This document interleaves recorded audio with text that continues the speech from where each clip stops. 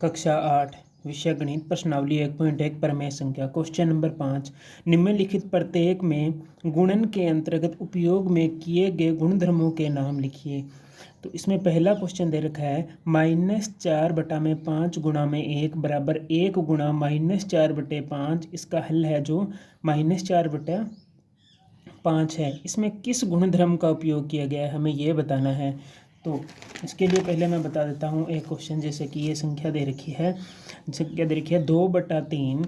इसको अगर मैंने गुणा किया 1 से तो हमारे पास में कितना आया 2/3 आया। अगर मैं 1 को 2/3 से गुणा करूँगा तो भी हमारे पास में 2/3 ही आएगा। मतलब कि ऐसी संख्या जिसको 1 से गुणा करने पर वही आ जाए या 1 को इस संख्या से गुणा करने पर वही आ जाए तो वह उसका क्या कहलाता है, गुणात्मक प्रतिलोम, गुणात्मक तत्समक कहलाता है। तो इस संख्या को हम क्या बोलेंगे, गुणात्मक तत्समक कहेंगे, क्योंकि इसको इसी संख्या के 1 से गुणा करें या फिर 1 को इस संख्या से गुणा करें तो इनको हम बोलते हैं गुणात्मक तत्समक। इसी प्रकार दूसरा क्वेश्चन -13/17 इंटू -2/7 बराबर -2/7 इंटू -13/7। तो देखो क्वेश्चन है 3/2 गुणा, इसको अगर मैं गुणा कर देता हूँ 3/2 को 7/2 से, या फिर 7/2 को गुणा कर देता हूँ 3/2 से। पहले मैंने 7/2 बाद में लिखा, इसमें पहले लिया। इस प्रकार क्रम जो संख्याओं का क्रम चेंज करते हैं, संख्याओं का क्रम चेंज करते हैं और गुणा में, तो उसे हम बोलते हैं गुणन का क्रम विनिमय नियम। तो इसे हम क्या बोलेंगे, गुणन का क्रम विनिमय नियम बोलेंगे। ठीक है। तो तीसरा क्वेश्चन क्या दे रखा है इसमें, -19/29 इंटू 29 में -19। ठीक है। तो इनको काटेंगे, 29 को 29 से काटा 1 आ गया, -19 को -19 से काटा तो 1 आ गया। 1 को अगर 1 से गुणा करेंगे तो 1 आएगा। तो ऐसी दो संख्याएं या ये संख्या, इसका जो व्युत्क्रम, व्युत्क्रम मतलब इसका उल्टा, व्युत्क्रम से गुणा करने पर 1 आए तो उसे बोलते हैं गुणन का प्रतिलोम। तो इसे हम बोलेंगे गुणन का प्रतिलोम। क्वेश्चन नंबर 6/13 को -7/16 का 7/16 के व्युत्क्रम से गुणा कीजिए। तो 6/13 को इसका व्युत्क्रम मतलब इसके उल्टा घुमाना है। तो इसका उल्टा क्या हो जाएगा, 16/-7। तो गुणा करेंगे, 6 को 16 से गुणा किया तो 96, 13 को -7 से गुणा किया तो 13 7 91, चिन्ह माइनस का तो माइनस लग गया। क्वेश्चन नंबर 7, बताइए कौन से गुणधर्म की सहायता से आप 1/3 गुणा ब्रैकेट 6 इंटू 4/3 ब्रैकेट बंद को 1/3 इंटू 6 फिर ब्रैकेट बंद गुणा 4/3 के रूप में अभिव्यक्त कर सकते हैं। तो हम इसे लिख सकते हैं गुणन का सहचार्य नियम। गुणन का सहचार्य नियम से कैसे लिख सकते हैं, गुणन का सहचार्य नियम होता है a गुणा ब्रैकेट में b गुणा c बराबर हम उसको लिखते हैं a गुणा b गुणा c ब्रैकेट में। इसी प्रकार इसने लिखा इस संख्या को, देखो संख्या क्या थी, 1/3 गुणा 6 इंटू 4/3 ये संख्या थी। इसने क्या करी, इसको a माना, इसको b, इसको c, हमने इस प्रकार माना। ठीक है। तो इस नियम से क्या बनेगा, इस नियम से a का मान 1/3 है तो मैं लिखता हूँ 1/3 गुणा 6 फिर ब्रैकेट बंद फिर गुणा में c, तो c का मान हमने कितना माना 4/3, तो 4/3 यही संख्या प्राप्त हो रही है। तो इसको हम बोलेंगे गुणन का सहचार्य नियम। अब क्वेश्चन नंबर 8, क्या -1/8 का गुणात्मक प्रतिलोम 8/9 है, अगर है तो क्यों।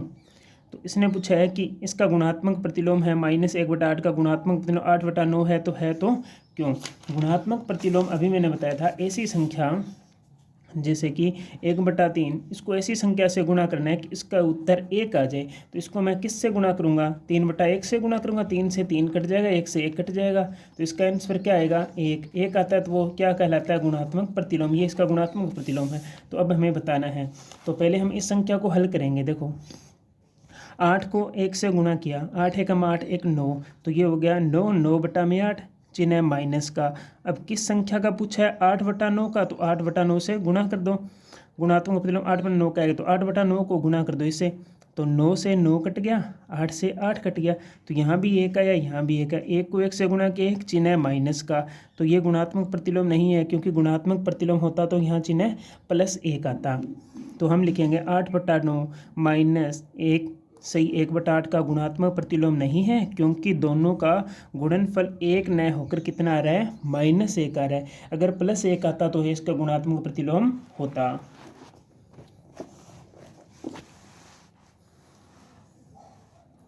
जैसा कि हमने 8वां क्वेश्चन किया था, उसी प्रकार क्वेश्चन नंबर 9 में पूछा गया है, क्या 3 सही 1/3 का गुणात्मक प्रतिलोम 0.3 है?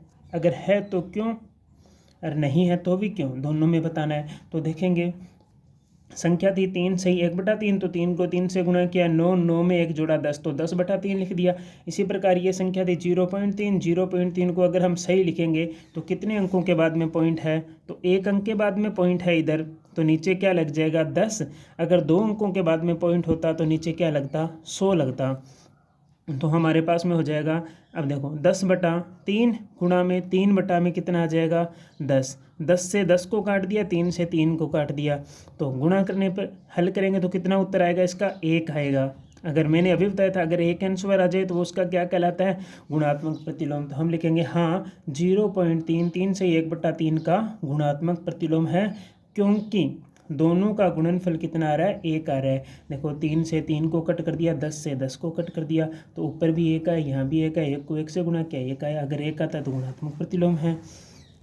क्वेश्चन नंबर 10, ऐसी प्रमेय संख्या जिसका कोई व्युत्क्रम नहीं है। ऐसी प्रमेय संख्या कौन सी है जिसका कोई व्युत्क्रम नहीं है, तो वह शून्य है, क्योंकि शून्य का कोई भी व्युत्क्रम नहीं होता। क्योंकि देखो 0/1 ये है, तो इसमें ये एक प्रमेय संख्या ही है। अगर इसको उल्टा करेंगे तो 1/0 ये तो क्या हो जाएगा, अनंत हो जाएगा या अपरिभाषित हो जाएगा। तो वो संख्या कौन सी है, शून्य है। प्रमेय संख्या अपने व्युत्क्रम के समान है। ऐसी कौन सी प्रमेय संख्या जो अपने व्युत्क्रम के समान है, तो देखो मैंने कोई संख्या ली 1 ली, ठीक है, तो इसके नीचे अगर मैं 1 लगाऊंगा तो भाग दूंगा तो 1 आएगा। अगर 1/1 का इसका व्युत्क्रम करूं तो कितना आएगा, 1/1 ही आएगा, उसका भी उत्तर 1 आएगा। तो एक संख्या तो हमारे पास में 1 हो जाएगी। दूसरी संख्या देखो मैंने -1 ली, तो -1 के नीचे मैंने 1 माना, तो इसका हल करेंगे तो कितना आएगा, -1 आएगा। अब इसका व्युत्क्रम करूँ, व्युत्क्रम मतलब 1 ऊपर -1 नीचे, अब इसमें अगर इसका भाग दूँ तो भी उत्तर कितना आएगा, -1 आएगा। तो वह संख्या क्या होगी, एक तो हो जाएगी 1, दूसरी संख्या क्या हो जाएगी, -1। तो यही है 1 तथा -1। तीसरा है प्रमेय संख्या जो अपने ऋणात्मक के समान है। ऐसी प्रमेय संख्या बतानी है जो अपने ऋणात्मक समान है। तो 0 है, क्योंकि 0 को चाहे -0 लिखो चाहे +0 लिखो कोई फर्क नहीं पड़ता। अब क्वेश्चन नंबर 11, रिक्त स्थानों की पूर्ति करनी है। शून्य का व्युत्क्रम नहीं है, क्योंकि हमने अभी यहाँ बात की थी, शून्य का व्युत्क्रम है ही नहीं। संख्या खाली स्थान तथा खाली स्थान सव्य के व्युत्क्रम है। तो 1 तथा -1 है, क्योंकि हमने यही बात की थी, 1 तथा -1 सव्य के व्युत्क्रम है। 5 का व्युत्क्रम मतलब 5 का उल्टा, इसके नीचे 1 लगाएंगे तो इसका उल्टा क्या हो जाएगा, 1/5। तो 5 का व्युत्क्रम क्या हो जाएगा, 1/5। इसी प्रकार 1/x का व्युत्क्रम, तो 1/x का व्युत्क्रम क्या हो जाएगा, x, या फिर 1/x लिखो चाहे इसको x लिखो तो अभी सही है। 2 प्रमेय संख्याओं का गुणनफल खाली स्थान होता है। तो 2 प्रमेय संख्याओं का गुणनफल क्या होता है, प्रमेय संख्या ही होता है। जैसे कोई भी प्रमेय संख्या 3/2 गुणा 1/2, 2 प्रमेय संख्या, इनको गुणा करेंगे तो प्रमेय संख्या आएगा 3, 3/4। अगर मैं गुणा करूँ 1/2 गुणा 5/2, इनको गुणा करूँगा तो क्या आएगा, 5 एकम 5, 2 दूनी 4, तो 5/4। तो प्रमेय संख्या ही आएगा। आगे वाला क्वेश्चन, किसी धनात्मक प्रमेय संख्या का व्युत्क्रम धनात्मक है, खाली स्थान होता है। तो कोई धनात्मक प्रमेय संख्या, उसका व्युत्क्रम क्या होगा, जैसे कि संख्या ले ली मैंने 7/2, ये धनात्मक है, इसका व्युत्क्रम करूँगा तो इसका व्युत्क्रम क्या होगा, व्युत्क्रम मतलब इसका उल्टा क्रम चेंज करना है। तो 2/7, तो ये धनात्मक है, तो इसका व्युत्क्रम भी धनात्मक ही होगा। जैसे कि मैंने लिख दी 9/3, तो इसका व्युत्क्रम क्या होगा, 3/9। इसका उल्टा, धनात्मक संख्या का व्युत्क्रम क्या होता है, धनात्मक होता है। प्रश्नावली 1.1 यहाँ समाप्त होती है।